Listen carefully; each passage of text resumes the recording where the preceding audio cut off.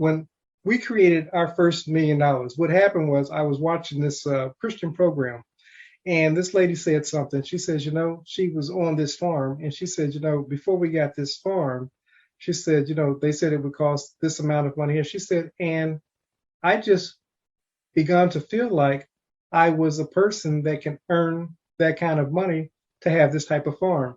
And she manifested. Now, it was during the same time that I was reading The Science of Getting Rich by Wallace D. Wattles. Wallace D. Wattles is a writer back in the early 1900s. His best-selling book, and you could type it up, was The Science of Getting Rich.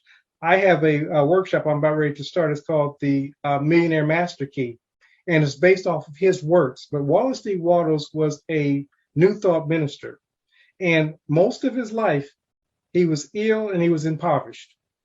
And he started learning the laws, the principles that we're talking about now.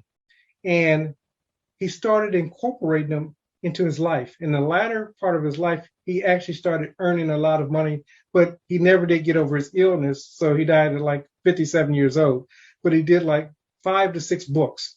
Some were done in small articles, but the biggest book that we know from him was The Science of Getting Rich. Wallace D. Wattles is his name. And just listen to him. And his first book is kind of otherworldly. It's like he talks about, this thinking substance and so forth, that we call God. He later on in the book that I have, that I've compiled, he calls it spirit now.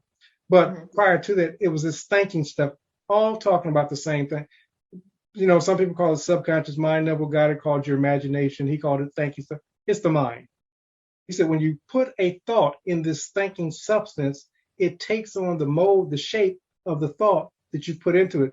It's as we step out and begin operating from what it is that we know currently. And a lot of times the knowing is only the end, not the how, because we can't know the how. We think that we do. When we say, well, I'm going to make it this way, you and I can start off on a path and a whole new door can open up for you and takes you to a completely different direction.